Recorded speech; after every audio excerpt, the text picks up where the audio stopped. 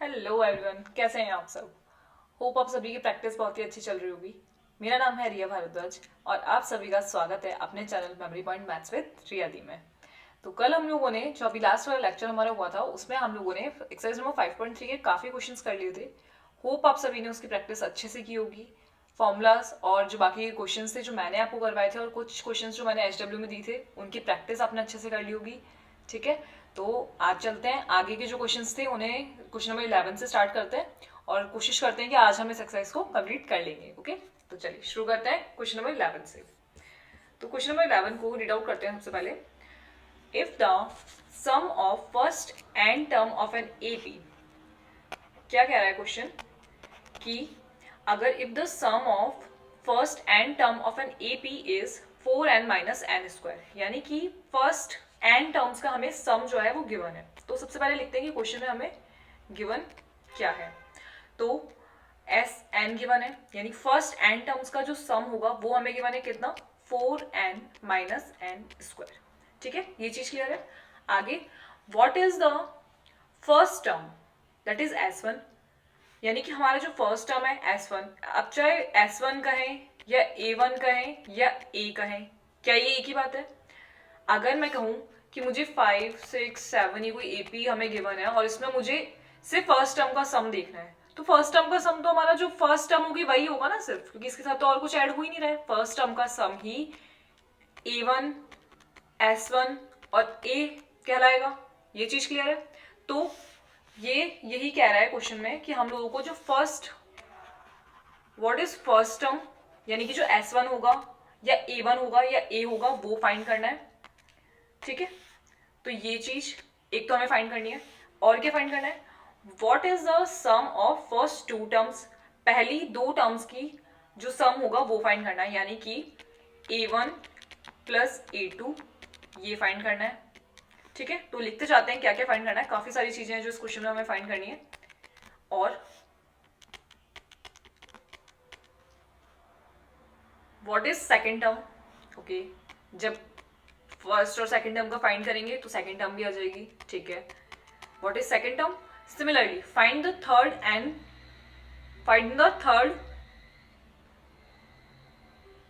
The tenth and the end term. Okay, यानी हमें A3 भी फाइंड करनी है, A10 भी फाइंड करनी है और AN भी फाइंड करना है। ठीक है, and the end term, nth term जो होगी, 10th टर्म जो होगी और थर्ड टर्म जो होगी, ये तीनों भी हमें फाइंड करना है। ठीक है, एक क्वेश्चन में इसने बहुत सारे क्वेश्चंस पूछ लिए हैं, काफी अच्छा क्वेश्चन है।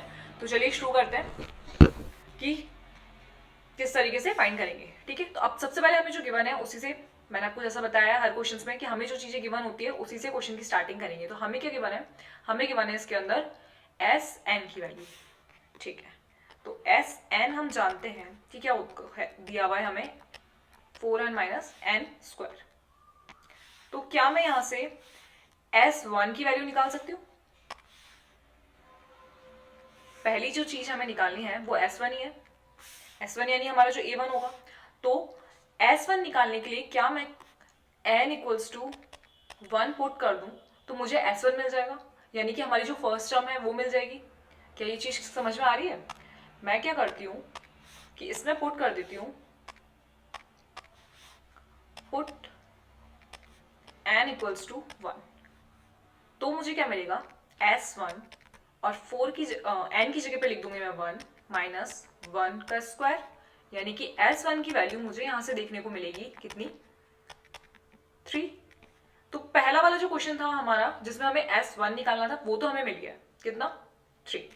अब नेक्स्ट मुझे निकालना है A1 और A2 की वैल्यू भी और एडिशन भी, कि फर्स्ट टू टर्म्स का जो सम है वो कितना हो रहा है। तो मैं क्या करती हूँ, पहला तो निकल गया यहां से आंसर। ठीक है, तो इसको तो लिख देते हैं फर्स्ट। सेकंड में क्या करती हूँ, जब मुझे A1 और A2 का सम निकालना है तो मैं स्टार्टिंग की जो दो टर्म्स होंगी, यानी जो हमारी AP बनती है, अगर हम देखें तो AP हमारी ऐसी होती है ना, A1, A2, A3, A4 and so on. तो जो सेकंड वाला क्वेश्चन है वो हमें कह रहा है कि हमें फर्स्ट टू टर्म्स का सम निकालना है। ठीक है, तो यानी कि वो हो जाएगा S2, फर्स्ट टू टर्म्स का जो सम होगा वो S2 होगा। ये चीज क्लियर है ना। तो क्या मैं अब n इक्वल्स टू 2 पुट कर दूं। अगर मैंने n इक्वल्स टू 2 पुट करा तो मुझे मिलेगा S2, यानी स्टार्टिंग से फर्स्ट 2 टर्म्स का जो सम होगा वो मिल जाएगा। तो अगर n की जगह पे 2 पुट करा तो मुझे क्या मिल रहा है, यहां लिखेंगे 2 माइनस 2 का स्क्वायर, तो 4 2 ज़ा 8 माइनस 2 2 ज़ा 4, यानी कि मुझे जो S2 की वैल्यू मिली, यानी मुझे जो मेरे पहले 2 टर्म्स का एडिशन मिला वो कितना मिला, 4, यानी कि A1 प्लस A2, यहां लिख देती हूँ A1 प्लस A2 हो जाएगा 4। ये चीज क्लियर है। S2 यानी स्टार्टिंग के 2 टर्म्स की सम, और वो स्टार्टिंग के 2 टर्म क्या है, A1 और A2, और यही हमें क्वेश्चन में पूछा था कि हमें फर्स्ट टर्म निकालनी थी and the sum of first two terms का सम निकालना था, यानी A1 प्लस A2, और वो हमने फाइंड कर लिया है। कैसे, n की जगह पे 2 का वैल्यू रखकर। ठीक है, क्लियर है ये क्वेश्चन, यानी कि हमने फर्स्ट टर्म निकाल लिया है और स्टार्टिंग और 2 टर्म्स का सम निकाल लिया। ठीक है, अब क्या निकालूं, अब है क्वेश्चन नंबर 3 क्या कह रहा है, A2 की वैल्यू। अब जब मुझे A1 पता है और मुझे A1 प्लस A2 पता है, तो क्या मैं उससे A2 की वैल्यू निकाल सकती हूँ? सोचिए, यहां तो मुझे A1 पता है, यही हमारा A1 है, जो हमारा S1 है वही हमारा A1 है, तो यहाँ पे ये भी लिख देती हूँ साथ में। अब मुझे A1 पता है, मुझे A1 प्लस A2 पता है, तो क्या मैं A2 की वैल्यू निकाल सकती हूँ? तो थर्ड नंबर पर मैं लिखती हूँ A2, वो कितना होगा, तो मैं क्या करती हूँ कि अगर हमें A2 की वैल्यू निकालनी है तो हम क्या करेंगे कि A1 प्लस A2 में से अगर मैं A1 को माइनस कर दूं तो क्या मुझे A2 की वैल्यू मिलेगी, यानी कि अगर मैं A1 प्लस A2 का जो वैल्यू है उसमें से माइनस कर दूं A1 की वैल्यू, तो क्या मेरे पास A2 बचेगा? क्या ये चीज समझ में आ रही है कि ये कैसे मैंने फाइंड करा? मुझे A1 प्लस A2 की वैल्यू पता है, यानी कि हमारे पास जो AP है जिसमें मुझे A1, A2, A3 and so on, तो जब मुझे A1 प्लस A2 की वैल्यू पता है और उसमें से अगर मैं A2 को माइनस कर दूं तो क्या मेरे पास A1 बच जाएगा, यानी यहाँ पर हम लोगों को निकालना है A2, तो अगर मैं A1 प्लस A2 में से A1 को माइनस कर दूं तो क्या मेरे पास A2 बच जाएगा। ये चीज क्लियर है।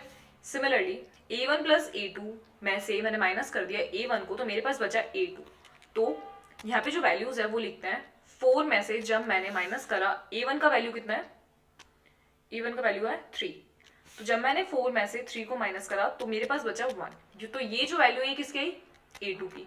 क्या ये चीज समझ में आई कि A2 की वैल्यू कैसे निकली?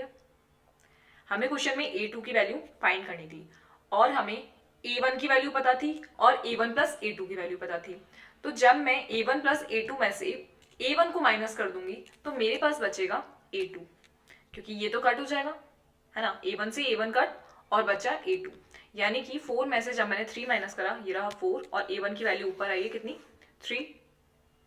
3 को माइनस करा तो मेरे पास बचा 1। ठीक है, तो इस तरीके से थर्ड वाला जो क्वेश्चन था वो भी हमारा सॉल्व आउट हो गया, यानी कि A2 की जो वैल्यू है वो 1 आ चुकी है। ओके, क्लियर है। नाउ फोर्थ क्वेश्चन हमें क्या कह रहा है, चलिए देखते हैं। फोर्थ क्वेश्चन हमें कह रहा है कि हमें निकालना है A3, A10 और AN की वैल्यू। तो अब मुझे A3, A10 और AN की वैल्यू को फाइंड करना है। तो अब मुझे किस किस की वैल्यू पता है पहले वो देखती हूँ मैं। अब मुझे A1 की वैल्यू भी पता चल गई है कितनी, 3, और मुझे A2 की वैल्यू भी पता चल गई है कितनी, 1। तो है तो ये एक AP है ना, ये एक AP है, आगे की वैल्यूज मुझे नहीं पता है। तो ये तो है हमारा A1, ये है हमारा A2, ये हमारा फर्स्ट टर्म है 3 और हमारा सेकेंड टर्म जो है वो कितना है 1। तो क्या मैं यहाँ से D की वैल्यू को फाइंड कर सकती हूँ? क्योंकि जब तक हमें कॉमन डिफरेंस नहीं पता चलेगा कि किस डिफरेंस के साथ में ये आगे बढ़ रहा है, जब तक हम आगे की सीरीज जो है उसको फाइंड नहीं कर सकते। तो यहां से मैं निकाल सकती हूँ D की वैल्यू कॉमन डिफरेंस की। तो अगर मैंने A2 माइनस A1 करा तो मुझे मिला कितना, 1 माइनस 3, यानी कि माइनस का 2। तो मुझे यहाँ से जो D की वैल्यू देखने को मिल रही है वो कितनी मिल रही है, माइनस का 2। ठीक है, चलिए अगर अब मुझे निकालना है A3, तो A3 जब मुझे फाइंड करना है तो मैं करूंगी A प्लस 2D की हेल्प से। ये फॉर्मूला हम सब जानते हैं। इस फॉर्मूले की वजह से मैंने डी की वैल्यू को पहले फाइंड करा, ठीक है। अब डी, ए की वैल्यू हम जानते हैं, डी की वैल्यू हम जानते हैं, तो ए की वैल्यू कितनी है 3 प्लस 2 और डी की वैल्यू हो जाएगी हमारी -2। तो ये हो जाएगा 3 माइनस 4 यानी -1। यानी यहाँ से जो हमें A3 की वैल्यू देखने को मिली है वो मिली है -1, -1। ठीक है, क्लियर है किस तरीके से हमने A3 की वैल्यू निकाली है। अब A10, अब जब हमें D भी पता है, A1 A2 पता चल गया है, A3 की वैल्यू पता चल गई, A3 भी लिख देते हैं यहाँ पे, कितना पता चल गया -1। तो अब हमें आगे की कोई भी टर्म को इजीली फाइंड कर सकते हैं, ठीक है। अब तो हम लोग बहुत अच्छे से आता है आगे का जो भी जितनी भी वैल्यूज है उसको फाइंड करना। तो चलिए A10 की वैल्यू को देखते हैं सबसे पहले। तो A10 हो जाएगा A plus 9D n minus 1D होता है ना, तो A प्लस 9D, तो ये हो जाएगा 3 प्लस 9 और D की वैल्यू कितनी आई थी -2, -2। तो ये हो जाएगा 3 माइनस 18 यानी कि -15। तो A10 की वैल्यू आ गई है -15। नाउ अब हमें निकालना है AN का वैल्यू। तो AN की वैल्यू के लिए क्या करूं, A plus n minus 1D, तो A हो जाएगा 3 प्लस n की वैल्यू हमें नहीं पता है तो n माइनस 1 ऐसा कैसे रहने देते हैं, और D हमें पता है -का। तो इसको जब मैंने सॉल्व करा तो आया 3 -2,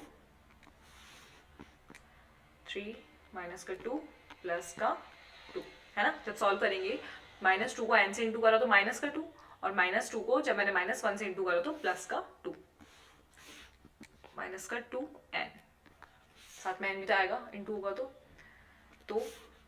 अब यहां से क्या कट हो रहा है, ये हो जाएगा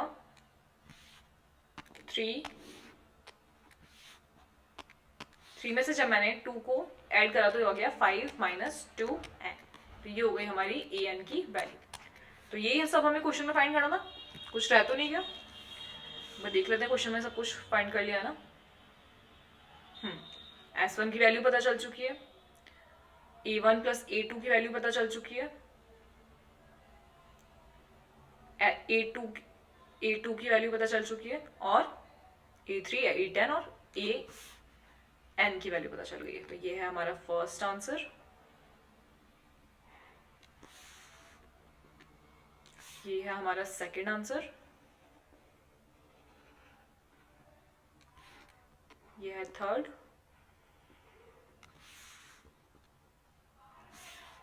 और ये है फोर्थ।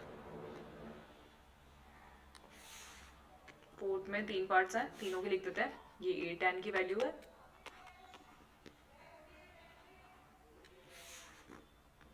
और ये AN की वैल्यू है, ठीक है। बहुत ही इजी क्वेश्चन था, थोड़ा सा बड़ा क्वेश्चन है क्योंकि काफी सारी चीजें जो है इसके अंदर पूछी गई है हमसे, बट हमको फॉर्मूलाज बहुत अच्छे से आते हैं और बहुत ही बेसिक चीजें इसके अंदर पूछी गई है। ऐसे कुछ हार्ड नहीं था, बस हमें सब कुछ अच्छे से पता होना चाहिए। हमें फॉर्मूलाज और हमारी जो बेसिक कंसेप्ट हैं AP के वो क्लियर होने चाहिए, तो हम लोग बहुत ईजिली जो भी क्वेश्चन इसके अंदर पूछा गया है वो फाइंड कर सकते हैं, ठीक है। तो एक बार देख लीजिए, रीड आउट कर लीजिए क्वेश्चन को और समझने की कोशिश कीजिए कि किस तरीके से गिवन और क्या हमें फाइंड करना है उसे लिखते हैं, ठीक है। देख लीजिए।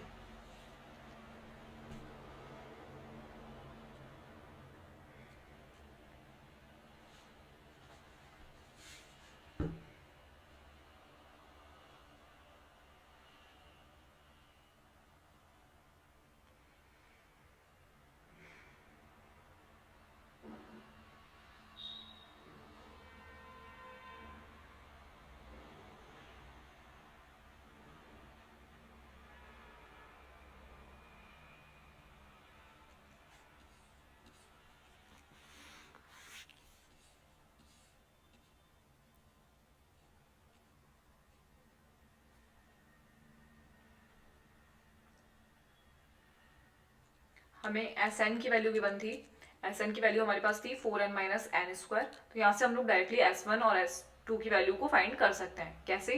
n की जगह पर 1 और 2 को पुट करके, है ना। तो इस इक्वेशन का बहुत अच्छे से ध्यान रखना है कि यहाँ से किस तरीके से हम लोग S1 और S2 की वैल्यू फाइंड करेंगे। तो बस n की जगह पे 1 पुट कर दो, 2 पुट कर दो, ईजी सा सॉल्यूशन है उसका, बस सॉल्यूशन कर दिया तो हमें S1 का वैल्यू मिल गया, ठीक है। ये इस तरीके से।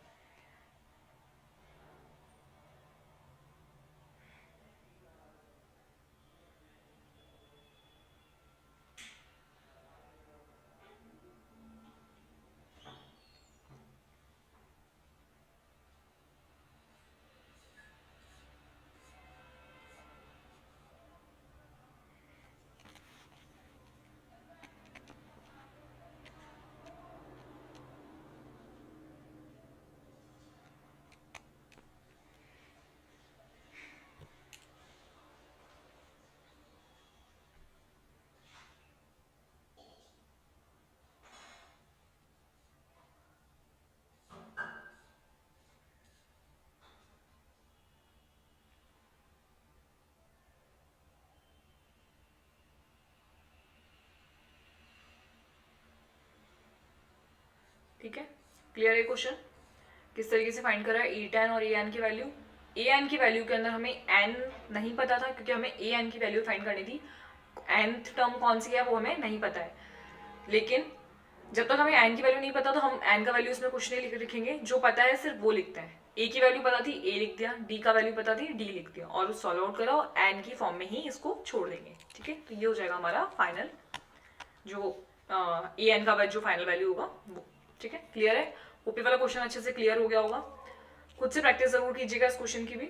चलिए नेक्स्ट क्वेश्चन को रीड आउट करते हैं। Question number 12। क्वेश्चन नंबर 12 क्या कह रहे हैं?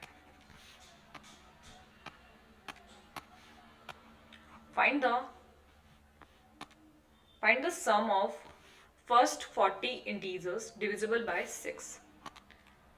Okay. Find the sum of first 40 integers divisible by 6. जो कि 6 से डिविजिबल हों ऐसे पॉजिटिव इंटीजर्स का, स्टार्टिंग से 40 पॉजिटिव इंटीजर्स का सम हमें फाइंड करना है, वो भी वो जो सिर्फ 6 से डिविजिबल हों।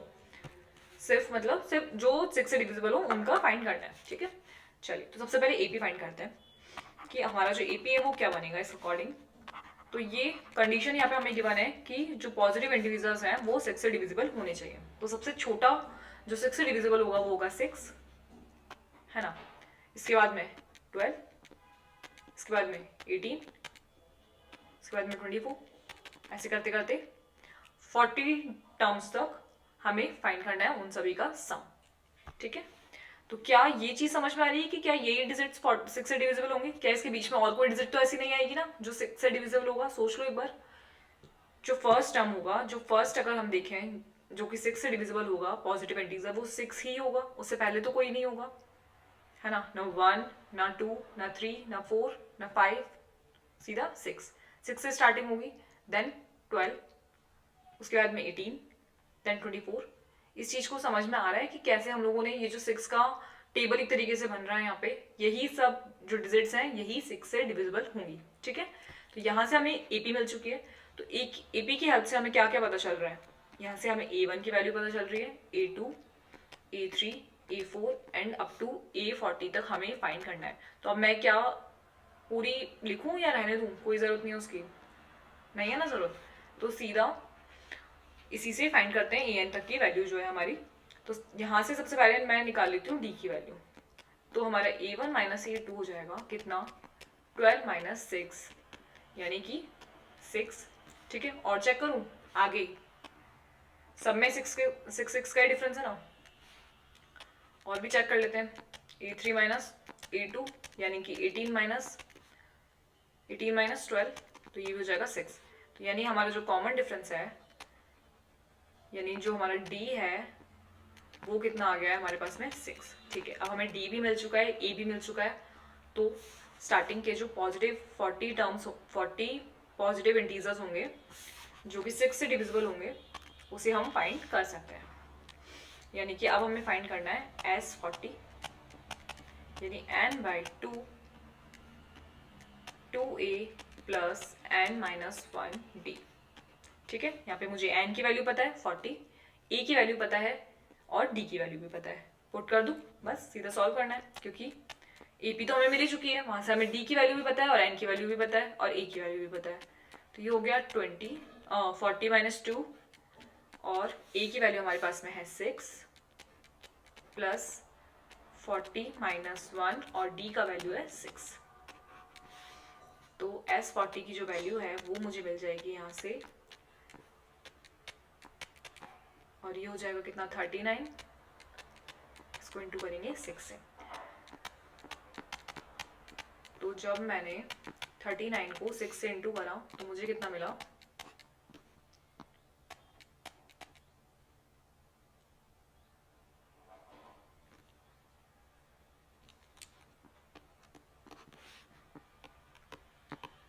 यही मिल रहा है।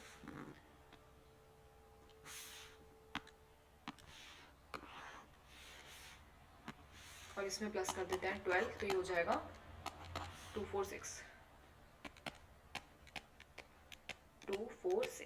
और इसको जब मैंने 2 से इंटू करा तो मुझे मिला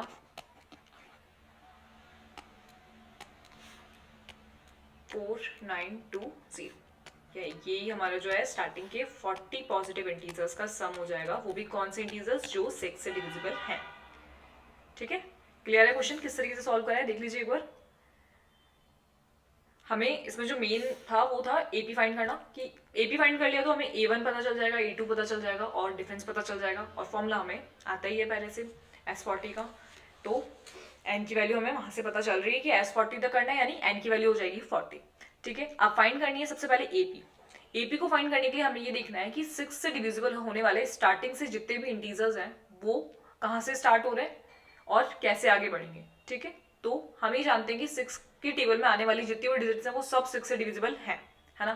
तो 6 से स्टार्टिंग होगी, 12, 18, 24 अप टू 40 या जहां तक भी हमें फाइंड करना है वो हम लोग निकाल लेंगे। ठीक है, लेकिन हमें इतना सारा वैल्यूज निकालने की जरूरत नहीं है, हमें स्टार्टिंग से 3-4 टर्म्स निकालनी है हमारी एपी के लिए, वही काफी है जिससे हमें A1 की वैल्यू, A2 की वैल्यू, हमारी D की वैल्यू पता चल जाए। ठीक है, तो इस तरीके से हमने एपी निकाला और एसएन का वैल्यू निकाला है। एक बार क्वेश्चन को रीड आउट कर लीजिए और क्वेश्चन को समझ लीजिए कैसे करा है, कुछ भी कंफ्यूजन हो तो पूछ लीजिएगा।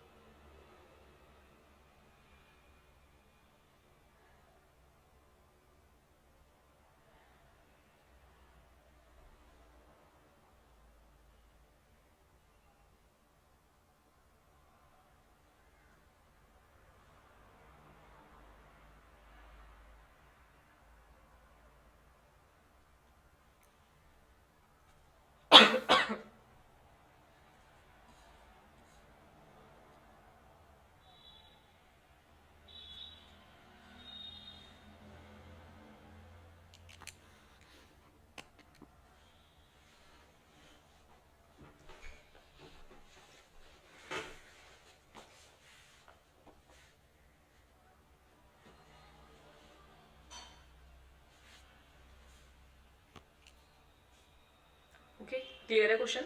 नेक्स्ट क्वेश्चन रीड आउट करें।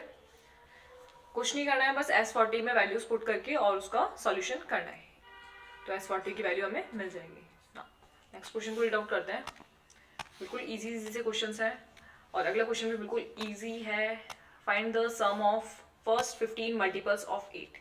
ऊपर वाले में 40 टर्म्स का निकालना था और मल्टीपल किसका था, 6 का। इसमें फर्स्ट 15 टर्म्स का निकालना और मल्टीपल किसका है, 8 का। सिमिलर क्वेश्चन है बिल्कुल, बस यहाँ पे 8 की मल्टीपल्स आएंगे। तो 8 की मल्टीपल्स कौन से हो जाएंगे, 8, 16, 24, 32 एंड सो ऑन। क्या 8 के मल्टीपल्स यही होंगे, सोचिए। क्या 8 के जो मल्टीपल्स हमें देखने को मिल रहे हैं वो हैं ये 8, 16 ये हो जाएगा 8 इंटू 1, 8 इंटू 2, 8 इंटू 3, 8 इंटू 4, ऐसे 8 इंटू 5, ये जितने भी आएंगे 8 सब भी 8 के मल्टीपल्स आएंगे, है ना। तो 8 के मल्टीपल से यहाँ पे भी हमें एक सक्सेसिव सीरीज देखने को मिल रही है और जो कि हमारी एपी बनेगी। तो अगर ये एपी हमारी बनती है तो यहाँ से हम लोग A1, A2, A3, A4 की वैल्यू फाइंड कर सकते हैं। साथ ही D की जो हमारी वैल्यू है वो कितनी हो जाएगी, A2 माइनस A1, तो 16 माइनस 8 यानी कि 8, और बाकी सब में भी जो है वो कॉमन डिफरेंस ही देखने को मिलेगा हमें। एक बार और चेक कर लीजिए सबको, तो ऐसे दो का चेक करके बता दीजिएगा कि हाँ कॉमन डिफरेंस जो है वो सेम देखने को मिल रहा है। तो दोनों में जो है हमें 8 देखने को कॉमन डिफरेंस मिलेगा, यानी हमारा जो D का वैल्यू हो जाएगा वो हो जाएगा 8। ठीक है, सेम वही पहले वाले क्वेश्चन की तरह यहाँ पे हम लोगों को A15 तक का जो सम है वो फाइंड करना है, यानी कि S15 फाइंड करना है। तो हमें n की वैल्यू पता चल चुकी है। हमारा जो Sn का फॉर्मूला है सबसे पहले वो लिखेंगे। Sn का फॉर्मूला क्या है, Sn is equals to n by 2, 2a plus n minus 1d। तो अब मुझे क्या है यहाँ से सारी वैल्यूज पता है, एक बार देख लीजिए। मुझे S15 का वैल्यू निकालना है, तो मुझे n का वैल्यू पता है 15, मुझे a का वैल्यू भी पता है हमारी ap से कितना 8, प्लस 15 माइनस 1 यानी कि 15 माइनस 1 हो जाएगा और 8। ओके, क्लियर है? बस इसको सॉल्व करना है और हमारा जो आंसर है वो आ जाएगा। बिल्कुल इजी क्वेश्चन है, कुछ भी नहीं है, बिल्कुल सेम क्वेश्चन है, इसलिए मैंने थोड़ा सा स्पीड में ले लिया इस क्वेश्चन को। एपी फाइंड करेंगे, 8 के मल्टीपल्स लिखेंगे और देखेंगे क्या ये एपी बन भी रहा है या नहीं। इसलिए ये चीज हमें शो करनी जरूरी है 2 बार, क्योंकि हमें ये श्योरिटी देनी है कि क्या ये सही में एपी बन भी रही है या नहीं बन रही है। ठीक है, तो जब हमारे सारे कॉमन डिफरेंस सेम जब हमारे सारे जो डिफरेंस है वो कॉमन आएंगे, तो इसका मतलब वहाँ पे एपी बन रहा है according to the definition of AP. हमें कॉमन डिफरेंस देखने को मिलना चाहिए। तो जब हमें कॉमन डिफरेंस मिल रहा है तो हम लोग कह सकते हैं कि हमारे पास जो ऊपर बन रहा है ये सीरीज, ये एक एपी बनेगी। ठीक है, तो एपी बन रही है तो सेम वही A1 A2 A3 की वैल्यू हमें पता चल जाएगी। यहाँ से बस पुट करना है और वैल्यू को निकालना है पहले वाले क्वेश्चन की तरह। ठीक है, तो करते हैं सॉल्व इसको। तो S15 का जो वैल्यू है हमें वो कितना देखने को मिलेगा, इसको 15/2 ही रहने देते हैं अभी। ये हो जाएगा, अगर मैं इसमें से 8 कॉमन ले लूँ बाहर, क्योंकि इधर भी 8 का मल्टीपल है इधर भी 8 का मल्टीपल है, तो अगर मैंने 8 को कॉमन ले लिया बाहर, हम इसे लिख देते हैं, तो ये हो जाएगा 15 अपॉन 2 इंटू 8 ले लिया मैंने बाहर कॉमन, और अंदर बचा 2 प्लस ये हो जाएगा 14, है ना। तो ये हो जाएगा 4 टाइम्स कट, तो 15 4 60 और ये हो गया 16। जब मैंने 16 को 6 से इंटू करा तो मुझे कितना मिला,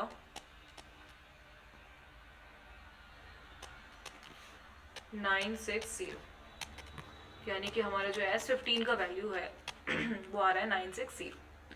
ओके, क्या क्वेश्चन क्लियर हुआ? इस तरीके से हम क्वेश्चन को थोड़ा सा इजी बना सकते हैं। जब हमें दिख रहा है कि यहाँ पे दोनों साइड जो है 8 जो है वो मल्टीपल में है दोनों ही डिजिट्स के अंदर, तो 8 को ले लेंगे कॉमन और अंदर फिर इजी से वैल्यूज बच जाएंगी, तो सॉल्यूशन थोड़ा सा इजी हो जाएगा। ठीक है, तो ये आप जब प्रैक्टिस करेंगे ना क्वेश्चंस की, तभी आप इस चीज को समझ पाएंगे। अदरवाइज फिर इसको मल्टीप्लाई करने बैठ जाते हैं इस तरीके से, तो उससे अच्छा है कि अगर 15 से 2 कट तो होता नहीं, हम लोगों को उसको अपॉन में लेकर ही चलना पड़ता है। तो सोचिए कि किस तरीके से थोड़ा सा कट कर सकते हैं, किस तरीके से सॉल्यूशन को थोड़ा सा इजी बना सकते हैं। ठीक है, तो क्वेश्चन समझ में आ गया होगा, बिल्कुल सेम पहले वाले क्वेश्चन की तरह ही है, कुछ भी नया नहीं था इस क्वेश्चन में। बस 8 के मल्टीपल देखने थे और स्टार्टिंग की 15 डिजिट्स का सम हमें फाइंड करना था। एक बार ढंग से देख लीजिए क्वेश्चन को। और ये जो डी हमने फाइंड करा ना, इसको डायरेक्ट मत लिखिएगा, इसको शो करना है हमें कि हाँ ये जो हमारा बन रहा है ये एक एपी बन रहा है इस तरीके। इसलिए हम लोगों ने जो है डी को अलग अलग फाइंड करके बताया है कि हमारा जो डिफरेंस है वो हमेशा हमें सेम देखने को मिल रहा है। ठीक है, ये चीज क्लियर है? चलिए देखिए क्वेश्चन को, समझिए।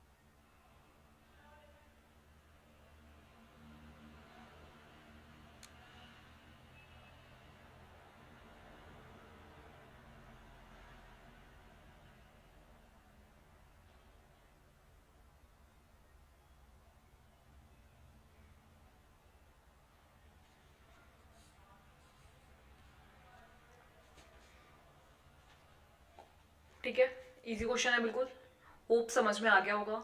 अभी भी कोई कंफ्यूजन है अगर क्वेश्चन के अंदर किसी भी तरीके के क्वेश्चन में, तो कमेंट करके बता दीजिएगा। कंसेप्ट को बिल्कुल क्लियर रखना है आपने। ठीक है, नेक्स्ट क्वेश्चन पे चले। चलिए नेक्स्ट क्वेश्चन रीड आउट करते हैं। बहुत इजी से लैंग्वेज वाले क्वेश्चन हैं, बस हमारे कंसेप्ट थोड़े से क्लियर होने चाहिए, तभी हम इन क्वेश्चंस को सॉल्व आउट कर सकते हैं।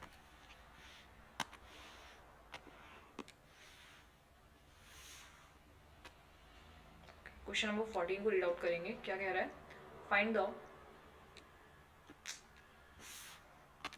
Find the sum of the odd number between 0 and 50। Find the sum of 0 से 50 के बीच में जितने भी ऑड नंबर्स आएंगे उनका सम हमें फाइंड करना है। ठीक है, तो सबसे पहला ऑड नंबर 1 होगा, है ना। 0 से 50 के बीच में पहला ऑड नंबर हमें जो देखने को मिलेगा वो मिलेगा 1, अगला 3, उसके बाद में 5, उसके बाद में 7। क्या मैं सही चल रही हूँ? यही ऑड नंबर्स हमें देखने को मिलेंगे। और अप टू 50 अगर मैं देखूँ तो 50 से पहले जो मुझे ऑड नंबर देखने को मिलेगा वो कौन सा मिलेगा? 47, 49। जो लास्ट होगा वो होगा 49 और यहाँ पे एंड। ठीक है, ये चीज क्लियर है। तो ये जो बन रही है सीरीज हमारे पास में, ये हमें देखने को मिलेगी। अब क्या ये एपी है? उसके लिए सबसे पहले वही सेम जो हम लोगों ने लास्ट 2 क्वेश्चन के अंदर करा है। सबसे पहले ये देखते हैं कि क्या इनका कॉमन डिफरेंस जो है वो इक्वल है या नहीं है, कॉमन डिफरेंस कॉमन है या नहीं है। तो वही A1, A2, A3, A4 and so on हमें देखने को मिल रहा है। कहाँ तक? AN तक। तो पहले मैं ये देखती हूँ कि क्या जो D का वैल्यू मुझे मिल रहा है A2 माइनस A1 से वो सेम मिलेगा।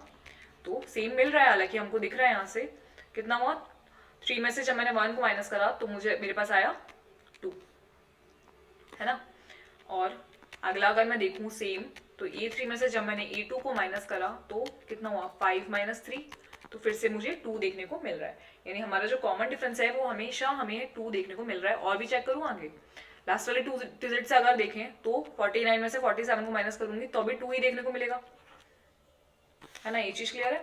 तो जब भी हम कॉमन डिफरेंस कहीं पे भी चेक कर रहे हैं तो हमें 2 ही देखने को मिल रहा है, यानी हमारा जो डिफरेंस है वो कॉमन है। यहाँ पे भी 2, ठीक है। तो जो D है उसकी वैल्यू हो जाएगी 2। तो ये AP हमें जो देखने को मिल रही है, ये यहाँ पर AP का फॉर्मेशन हो रहा है। और अगर AP का फॉर्मेशन हो रहा है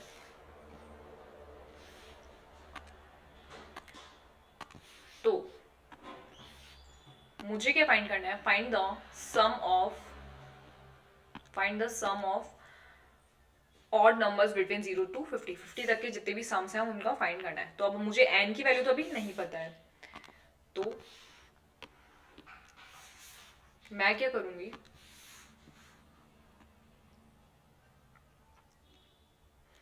n की वैल्यू को फाइंड करने के लिए सबसे पहले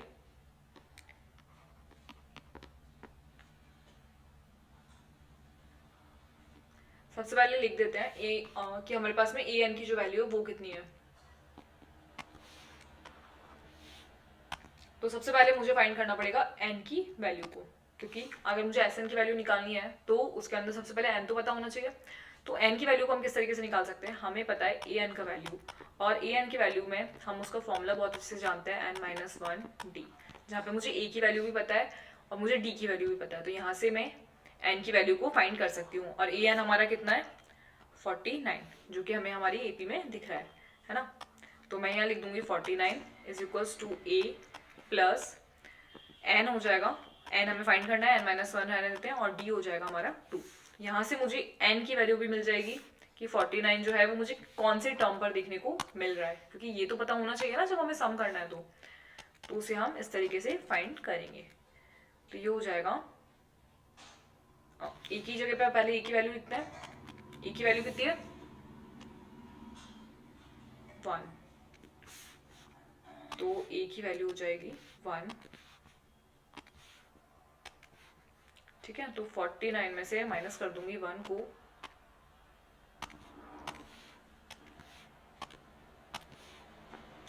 में से माइनस करा 1, यहाँ बचा n-1 और 2, तो ये हो गया 48 इज इक्वल्स टू n-1, और ये जो 2 है ये आ जाएगा डिवाइड में। तो जब इसको डिवाइड करेंगे तो यहाँ बचा 24 और n-1। तो यहाँ से मुझे जो n की वैल्यू देखने को मिली वो कितनी मिली? 24 प्लस 1 इज इक्वल्स टू 25। यानी कि जो 49 मुझे देखने को मिल रहा है वो कौन से टर्म पे मिल रहा है? 25th टर्म पे मुझे 49 जो है वो देखने को मिलेगा। अब मुझे n की वैल्यू भी पता है और बाकी सारी वैल्यूज भी पता है। तो क्या मैं S25 तक की वैल्यू, क्योंकि जो टर्म है वो 25th नंबर पे हमें देखने को मिलेगी, तो मैं S25 की वैल्यू निकालूंगी। तो वो कितनी हो जाएगी? सबसे पहले Sn का फॉर्मूला लिख देते हैं, Sn is equals to n by 2, 2a plus n-1d। यही फॉर्मूला है जहाँ पे मुझे ए पता है, अब एन भी पता है और डी भी पता है, ठीक है। तो एस एन, एन कितना हो जाएगा 25, जो हमारा 49 है, जो हमारा लास्ट टर्म है, वो हमें कितने टर्म पे देखने को मिल रहा है 25th टर्म पर। क्या ये बात समझ में आ रही है कि जो हमारा ए एन है यही हमारा A25 है, ये मुझे 25th टर्म पर देखने को मिलेगा। ये जो हमारा लास्ट डिजिट है 49, ये मुझे 25th टर्म पे देखने को मिलेगा। तो मुझे 25th टर्म तक का सम फाइंड करना है। यही लिखा है ना इसमें, find the sum of odd number between 0 and 50।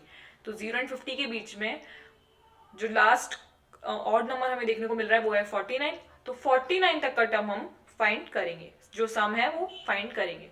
और 49 जिस टर्म पे हमें देखने को मिल रहा है वो है 25, इसलिए मुझे S25 फाइंड करना है, ठीक है। तो S25 हो जाएगा, एन की जगह पे लिख देती हूँ 25/2। ए की वैल्यू कितनी हो जाएगी, ए की वैल्यू है 1,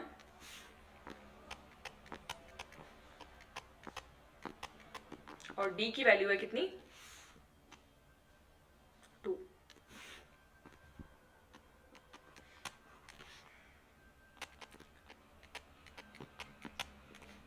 यहाँ पे भी 2 कॉमन देखने को मिल रहा है, तो 2 निकाल लेते हैं ब्रैकेट के बाहर, और ये हो जाएगा, ठीक है। तो ये हो जाएगा 2 कट, तो ये बचा 25 इंटू में बचा 25, और जब मैंने 25 इंटू 25 करा तो मुझे कितना देखने को मिला 625, यानी कि जो हमारी S25 की वैल्यू है वो हो जाएगी 625। ये हो गया आंसर, ठीक है। क्या क्वेश्चन क्लियर हुआ कि मैंने किस तरीके से फाइंड करा है? क्यों मुझे एन फाइंड करना पड़ा? क्योंकि एन के फॉर्मूले में हमें एन की जरूरत पड़ेगी। तो सबसे पहले हमें ये तो देखना पड़ेगा कि 49 हमें कौन से टर्म पे देखने को मिल रहा है, इसलिए मुझे एन की वैल्यू को फाइंड करना पड़ा। जब एन की वैल्यू मुझे मिल गई तो उसे हमने एस एन में पुट करा और वैल्यू फाइंड कर लिया, ठीक है। क्वेश्चन को एक बार ढंग से रीड आउट कर लीजिए।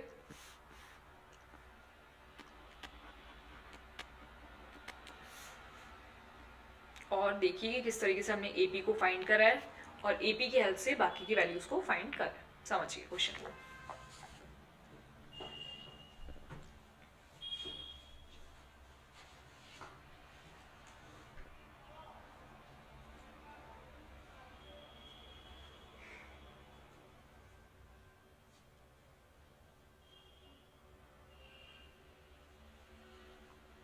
हमें ऑड नंबर निकालना था, इसलिए स्टार्टिंग से जो ऑड नंबर्स होंगे उन्हें लिखेंगे। स्टार्टिंग में जो सबसे पहला ऑड नंबर हमें देखने को मिलता है वो मिलता है 1, उसके बाद में 3, उसके बाद में 5, ऐसे करते करते मुझे एक सीरीज देखने को मिलेगी अप टू 49, क्योंकि 50 तक ही ऑड नंबर्स हमें देखने हैं। तो 50 खुद तो ऑड नंबर है नहीं, 50 तो इवन नंबर है, तो उससे पहले वाला देखेंगे। तो जस्ट पहले वाला 49 हमें ऑड नंबर देखने को मिल रहा है, इसलिए मैंने 49 तक का जो सीरीज है वो बनाया, अब 1 से लेकर 49 तक का।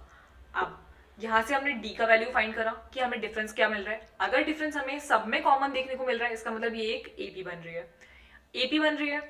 तो हमें ये पता होना चाहिए कि जो हमारा 49 है वो हमें कौन से नंबर पे देखने को मिलेगा, क्योंकि जब तक हमें सारी टर्म्स के बारे में नहीं पता होगा, जब तक हम उसका सम नहीं निकाल सकते कि हमें किस टर्म तक का जो सम है उसे फाइंड करना है।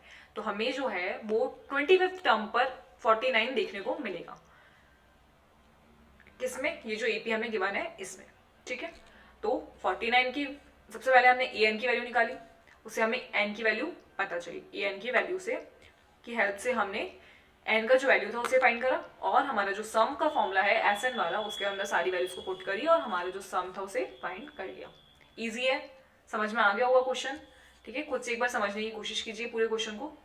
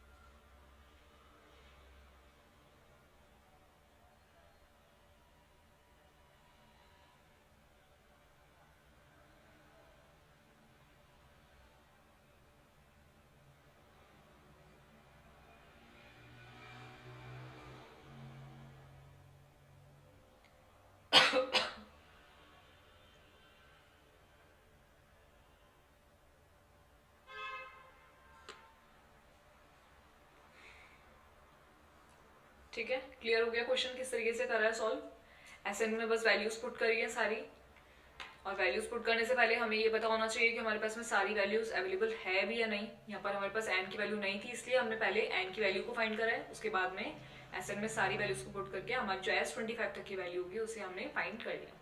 क्लियर है क्वेश्चन, ठीक है। चलिए नेक्स्ट क्वेश्चन को रीड आउट करते हैं। नेक्स्ट क्वेश्चन क्या है, question number 15।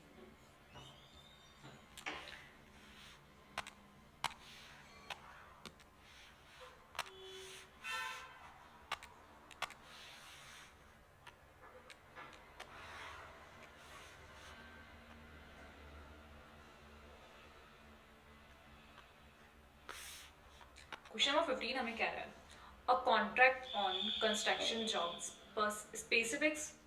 specific a penalty for delay of completion beyond a certain date as below: rupees 200 for first day, rupees 250 for second day, rupees 300 for third day, and etc. The penalty for each succeeding day being rupees 50 more.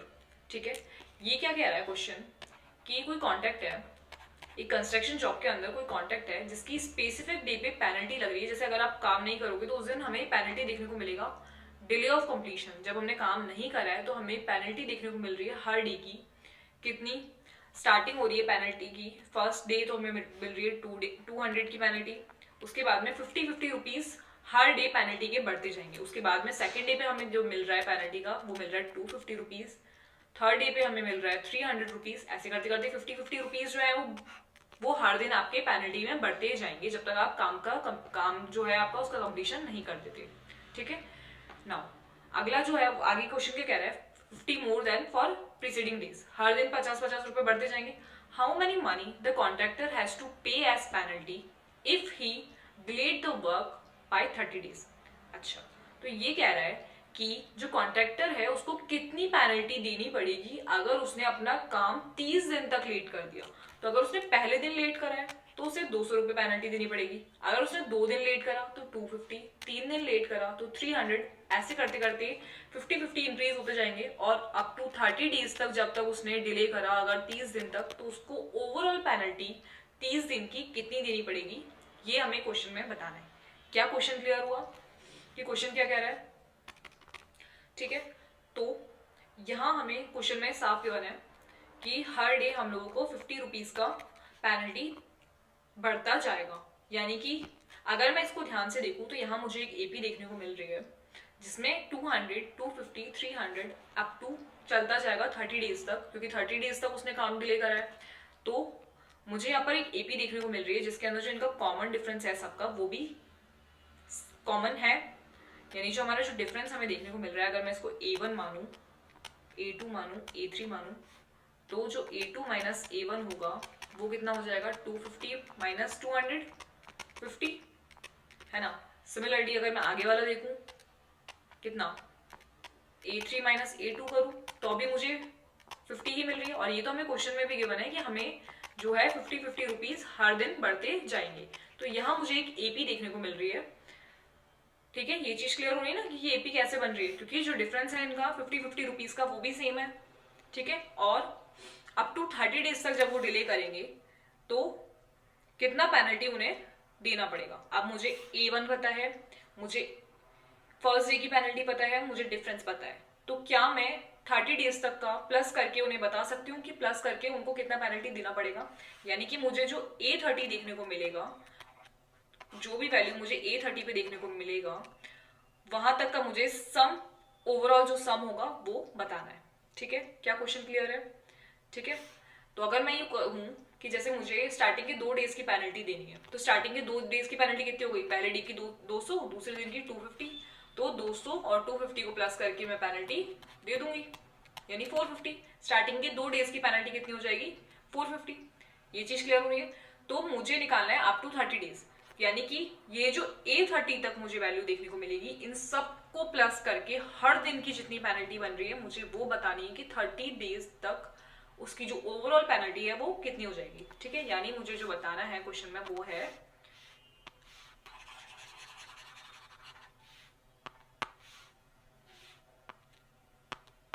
S30 की value. क्या ये चीज clear है कि S30 क्यों निकालना है? Question को एक बार ढंग से रीड आउट कर लीजिए और इतना एक बार समझ लीजिए कि क्या हमने क्वेश्चन में करा है। ठीक है, जो चीजें गिवन थी सिर्फ वही लिखी है। उससे हमें ये देखने को मिल रहा है कि यहाँ पे हमें एक एपी देखने को मिल रही है और 30 दिन तक हर दिन उसकी जितनी पेनल्टी बनी है 30 दिन तक वो सारी पेनल्टी कितनी उसे देनी पड़ेगी वो हमें निकालनी है। ठीक है, तो S30 पूरे 30 दिन की वैल्यू का जो सम होगा वो हमें फाइंड करना है। तो S30 को फाइंड करने के लिए मुझे किन किन वैल्यूज की जरूरत है वो देखते हैं। तो हमारा वही जो हमारा SN का फॉर्मूला है उस अकॉर्डिंग देखते हैं। n/2 बेसिक वाला फॉर्मूला लेंगे क्योंकि लास्ट वाला टर्म हमें नहीं पता है अभी, तो ये हो जाएगा n-1d। ठीक है, अब मुझे n की वैल्यू पता है 30 क्योंकि 30 डेज का निकालना है। ए की वैल्यू पता है अकॉर्डिंग टू अवर एपी, जो हमें एपी देखने को मिल रहा है और डिफरेंस भी हमें मिल गया है। क्लियर है, सब कुछ पता है। चलिए पुट करते हैं। तो जब हमें S30 की वैल्यू निकालनी है तो ये n की वैल्यू हो जाएगी 30/2, यहाँ पे लिख देते हैं। n की जो वैल्यू है वो हो जाएगी 30। ठीक है, तो e की जो वैल्यू है वो कितनी मिल रही है हमें अकॉर्डिंग टू एपी, जो बन रही है हमारी 200 प्लस n की वैल्यू है 30 -1 और d की वैल्यू है 50, जो हमें ऑलरेडी क्वेश्चन में भी गिवन है और हमने भी ऊपर प्रूफ करी है। तो S30 की जो वैल्यू मुझे देखने को मिल रही है वो मिलेगी 15 हो जाएगा ये कट होकर, और ये हो जाएगा 400 माइनस इधर कितना होगा 29 और ये कट हो जाएगा, ये हो जाएगा 50। ठीक है, तो ये हो गया 15। बस सीधा सीधा सॉल्यूशन करना, कुछ भी नहीं है। 29 को जब मैंने 50 से इंटू करा तो मुझे मिला 1450। ये माइनस में कैसे आ रहा है? प्लस है यहाँ पे, प्लस फॉर्मूला में प्लस है ना, प्लस चलेगा। ठीक है, तो जब मैंने इसमें 400 प्लस करा तो कितना हुआ, ये हो गया 15 को इंटू कर देंगे 1850 से। ठीक है, तो जब मैंने 1850 को 15 से इंटू करा तो मुझे कितना मिल रहा है, मुझे जो उसका वैल्यू मिल रहा है वो मिल रहा है 27750। तो जब मैंने 15 को 1850 से इंटू करा तो मुझे मिला 27750। ये हो गई हमारी S30 की वैल्यू। इसका क्या मतलब हुआ? इसका मतलब हुआ कि अप टू 30 डेज तक काम डिले करने का उस कॉन्ट्रैक्टर को 27,750 रुपये पेनल्टी करनी पड़ेगी। ठीक है, एज ए पेनल्टी उसको 27,750 रुपये पे करने पड़ेंगे। और ये पेनल्टी कितने दिन की है? 30 दिन की। हर दिन की पेनल्टी ऐड होकर उसकी 27,750 पेनल्टी बन रही है। क्या क्वेश्चन क्लियर हुआ? बहुत ही अच्छा क्वेश्चन है, बहुत ही इजी क्वेश्चन है। बस लैंग्वेज को समझना है, एपी फाइंड करना है और एपी के बाद में हम सारी चीजें फाइंड कर सकते हैं। ठीक है, पढ़ लीजिए, क्वेश्चन को समझ लीजिए और किस तरीके से गिवन हमने लिखा है उस तरीके से देख लीजिए एक बार क्वेश्चन को।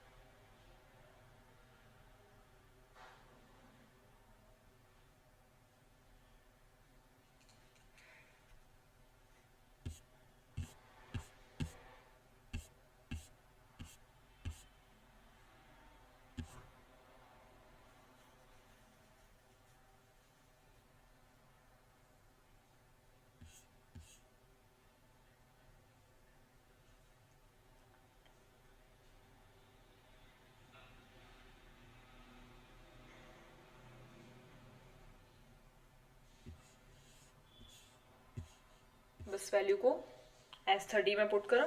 S30 का जो हमारा फॉर्मूला बनेगा, यानी SN का जो फॉर्मूला बनेगा उसमें N की वैल्यू हो जाएगी 30 और S30 के फॉर्मूले में अप टू 30 डेज का जो पेनल्टी बन रहा है वो हमने फाइंड कर लिया। ठीक है, क्लियर है क्वेश्चन? बिल्कुल इजी क्वेश्चन है, थोड़ी सी लैंग्वेज समझनी है और उस अकॉर्डिंग क्वेश्चन को सॉल्व करना है। ओके,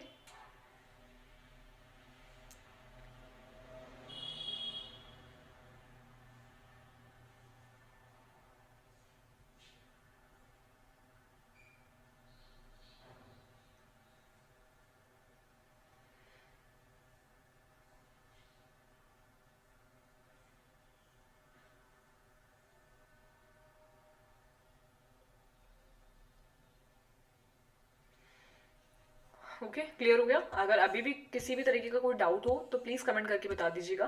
क्वेश्चंस को दोबारा से समझा देंगे, बट अपने मन में कोई भी डाउट बिल्कुल नहीं रखिएगा, ठीक है? तो क्लास को यहीं एंड करें। 5 क्वेश्चन और बचे हैं अभी इस वाले एक्सरसाइज के, तो वो जो हमारा अगला वाला जो लेक्चर होगा उसके अंदर हम लोग इस एक्सरसाइज को कंप्लीट कर देंगे, ठीक है? तो आज के लिए इतना ही, क्योंकि काफ़ी क्वेश्चंस 5 क्वेश्चंस करे हैं शायद हमने आज। इनकी प्रैक्टिस कीजिए, पांचों अच्छे क्वेश्चंस थे, एग्जाम्स में आने लायक क्वेश्चन थे, तो खुद की प्रैक्टिस मस्ट है, खुद से प्रैक्टिस ज़रूर कीजिएगा, ठीक है? तो मिलते हैं अगले लेक्चर में, और अगले लेक्चर में इस एक्सरसाइज को कंप्लीट कर देंगे। तो जब तक अच्छे से प्रैक्टिस कर लीजिएगा सारे फॉर्मूलाज। अगर अभी भी कोई फॉर्मूला डाउट में है, कोई फॉर्मूला याद नहीं हुआ है, तो उसे याद कर लीजिएगा, ठीक है? तो मिलते हैं अगले लेक्चर में, जब तक के लिए प्रैक्टिस कीजिए, और लाइक, शेयर और सब्सक्राइब करना बिल्कुल मत भूलिएगा अपने चैनल को, ठीक है? मिलते हैं अगले लेक्चर में, बाय बाय।